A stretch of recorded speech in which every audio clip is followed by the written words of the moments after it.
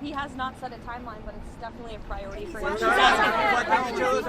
She's asking about Greenland, and I think the president was very clear last night. He said that he wants to see the United States acquire Greenland because he feels that if we do not, then it will eventually be acquired or even perhaps hostily taken over by either China or Russia, which is not a good thing for the United States or for Europe or for Greenland as well. Let's not forget, it would not just be in the best interest of the United States, but perhaps it would be in the best interest of Greenland as well to be part of the United States and protected by the United States. Part of the United States and protected by the United States. I can't even finish my answer. Everybody's screaming. Go ahead, Monica.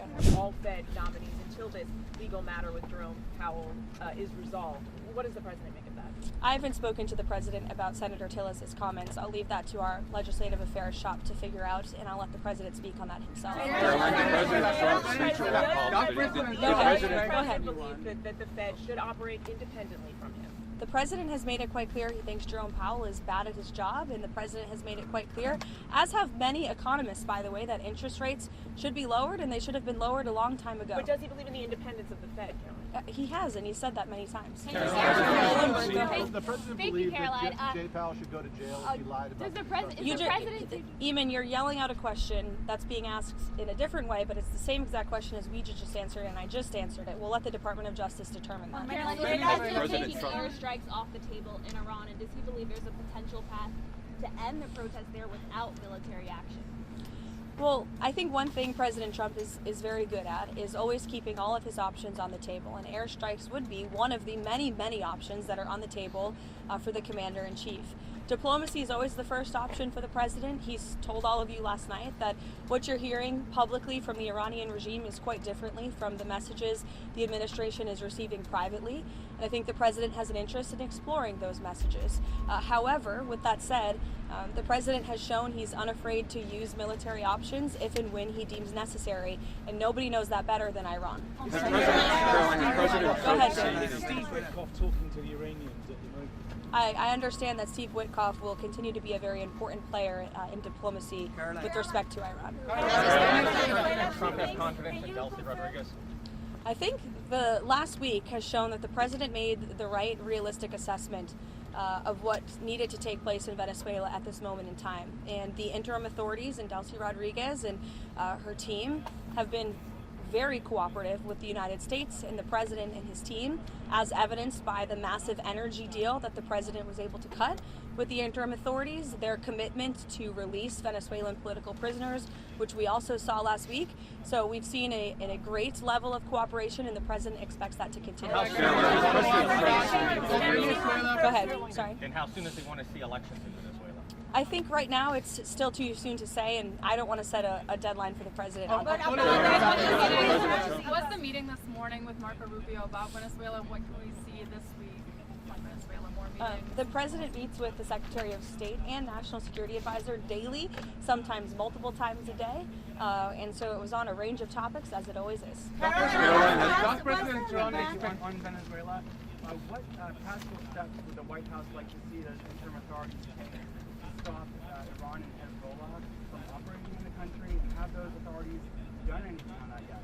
I think right now the main correspondence with the interim authorities is really focused on obviously ensuring stability and prosperity and continued cooperation with respect to energy. As you all know, there was a very powerful and big group of oil executives who were here at the White House on Friday, and so continuing to iron out some of these energy deals.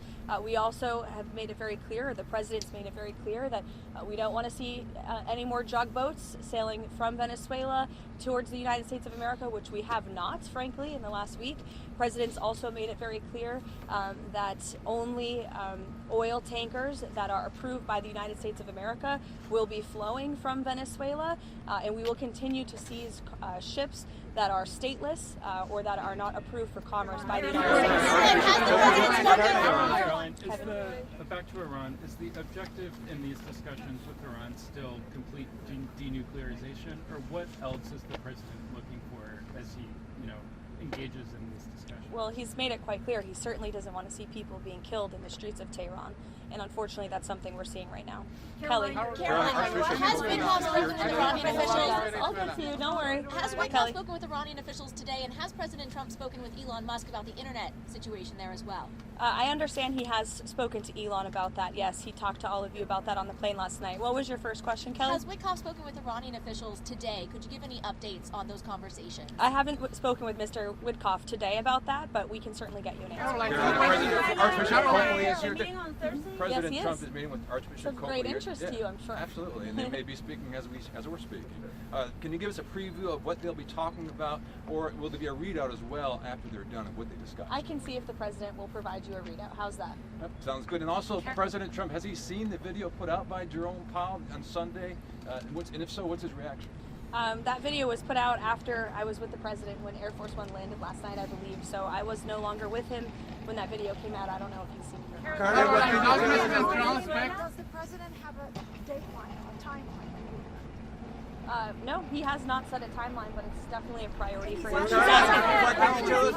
She's asking about Greenland, and I think the president was very clear last night. He said that he wants to see the United States acquire Greenland because he feels that if we do not, then it will eventually be acquired or even perhaps hostily taken over by either China or Russia, which is not a good thing for the United States or for Europe or for Greenland as well. Let's not forget, it would not just be in the best interest of the United States, but perhaps it would be in the best interest of Greenland as well to be part of the United States and protected by the United States. I can't even finish my answer. Everybody's screaming. Go ahead, Monica.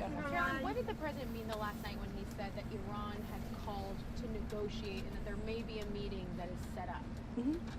I mean, what else do you want me to explain by that? Who called and who would be a part of that? There was an official from the Iranian government, I believe it was reported earlier, that reached out to a member of the president's very close team, Special Envoy Witkoff, expressing a far different tone than what you're seeing publicly. Secretary Kristi Noem has been front and center in response to this ICE video. Is the president satisfied with her efforts there and all of her media interviews? Yes, 100%. President Trump and I actually spoke about this last night and how Secretary Noem is doing a phenomenal job, not just securing the border, which she and the president did together in record time, but also in defense of the brave men and women of ICE who put on a law enforcement uniform every single day to protect our communities and to protect all of you and every American, regardless if they are Democrat or Republican. ICE is doing a very important job to remove illegal alien criminals from our communities. And I think it's very striking that all weekend long, you had agitators and violent American citizens out in the streets of Minneapolis protesting. Protesting what exactly? Apparently they are protesting the removal of heinous murderers and rapists and criminals from a city that I can guarantee you, when you look at the list of the illegal criminals that ICE is removing from our communities every day, not a single person in those protests and not a single person standing here that works in the mainstream media in Washington, D.C. would want those individuals in your neighborhood, in your community, around your children and around your families. Wow. ICE is doing an incredibly important job that's not just important to our homeland security, but our national security. And this administration will continue to stand wholeheartedly by the brave men and women of ICE, including that officer in Minneapolis who was absolutely justified in using self-defense against a lunatic who was part of a group, an organized group, to interject and to impede on law enforcement operations. And it's disgusting what we have seen from the left. And I think that it just shows you where the modern day Democrat Party stands today in protecting illegal alien pedophiles and rapists and murderers over law-abiding American citizens and our brave men and women who serve in law enforcement. Thank you.